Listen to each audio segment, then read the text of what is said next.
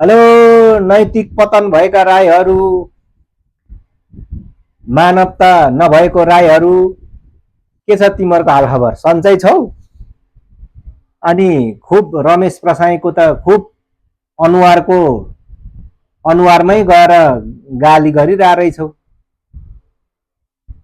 यदि तिमीहरूलाई उसले भनेको भनाइमा तर्क गर्न सक्दैनौ भने, तर्क गर्ने क्षमता छैन भने किन बोल्छौ हो? गाली गर्नकै लागि मात्रै हो?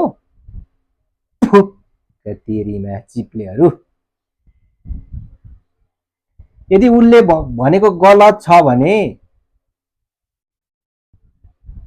तर्क गर न, तर्कले विरोध गर के।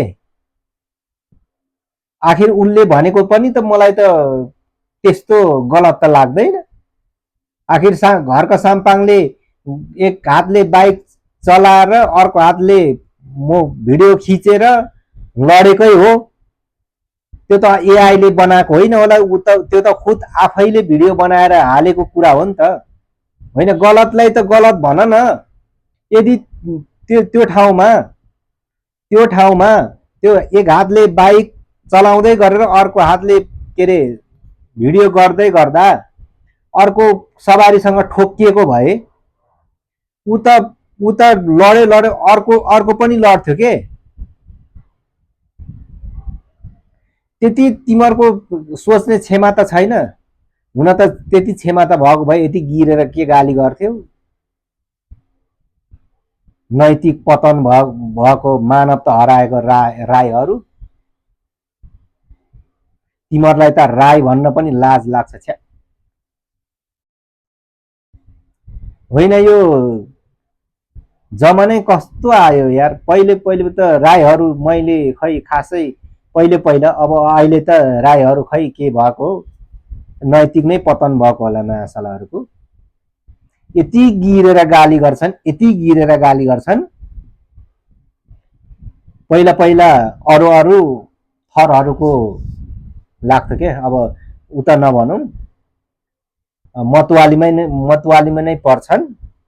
यति गिरेर गाली गर्थे, यति गिरेर बाउ आमा बहिनीहरूको दिदीहरूको गाली गर्थे क्या। अरे चित्त बुझेन भने तर्क राख न, आफ्नो तर्क राख, आफ्नो कुरा राख। के हो सही, के हो गलत, मान्छेलाई बुझाऊ के। त्यसरी त्यो गाली गर्दैमा, त्यो तल्लो स्तरमा गिरेर गाली गर्दैमा त्यो भनेको त्यो आफ्नो के अरे भडास पोख्ने मात्रै हो, अरू केही पनि होइन। अरू त्यो कमेन्ट पढ्ने मान्छेले तिमीहरूलाई कसरी हेर्छ, कसरी जज गर्छ, होइन, के भन्छ, ल ठिकै छ, तिमीहरूको कमेन्टको रिप्लाई नदेला रे। तर एउटा राम्रो मान्छेले सोच्ने तरिका छुट्टै हुन्छ क्या।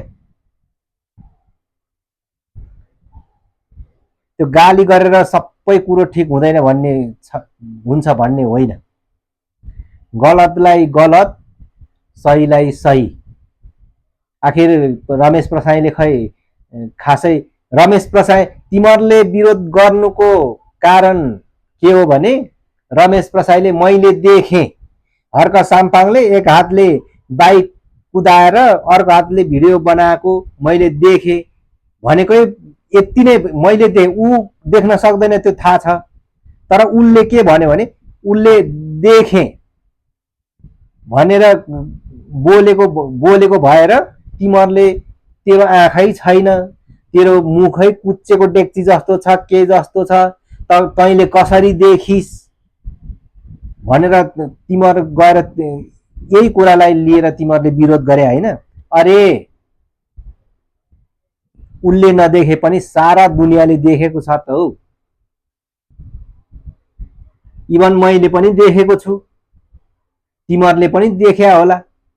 कि तिमीहरूको आँखा फुट्या छ भने त तिमीहरूको त आँखा त फुटि नै सक्यो हो। त्यो के अरे हेर्दा त्यो आँखा राम्रै छ, तर त्यो के अरे त्यो अन्धो क्या, के भन्छ त्यो अब कसरी बुझ्छ? अब तिमीहरूको आँखा नफुटेर पनि फुटेको हो क्या तिमीहरूको चाहिँ।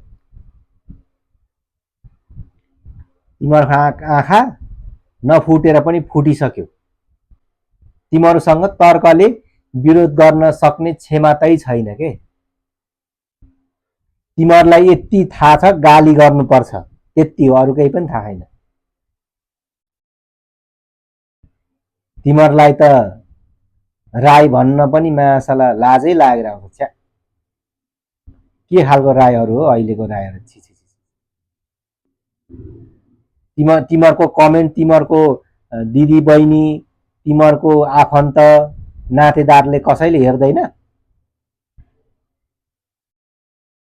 हुन त सबै उस्तै भएपछि मासला के अर्कोले नि त्यस्तै, के अरे ज्वाइँले नि त्यस्तै कमेन्ट गरे होला, जेठानले पनि त्यस्तै कमेन्ट गर्यो, ससुरा सासु के अरे अरू के भन्छ अरे सम्धिनाले गर्ने कमेन्ट त्यही हो। हुनु त पनि उस्तै, म पनि उस्तै, के को लाज होइन? त्यही त भयो होला।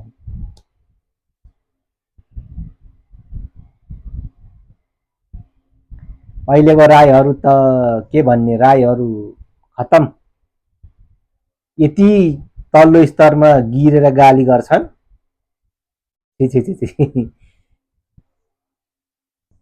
बेकार छ जिन्दगी तिमीहरूको, बेकार छ।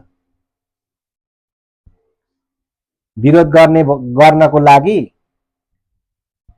राम्रो के अरे शब्दले पनि विरोध गर्न सकिन्छ के, बुझ्यौ नि? तिमीहरू के बुझ्थ्यौ? यति बुझ्ने क्षमता तिमीहरूसँग भएको भए त तिमीहरू के अरे हामी राईहरू पछाडि पर्यौं भन्छौ नि तिमीहरू। हो, यही तिमीहरूको गिरेको हरकतले तिमीहरू आफै पछि पर्याको। त्यो कसैले कसैलाई पछि पार्दैन। तिमीहरू यही कारण पछि परेको कारण यही हो, बुझ्यौ नि?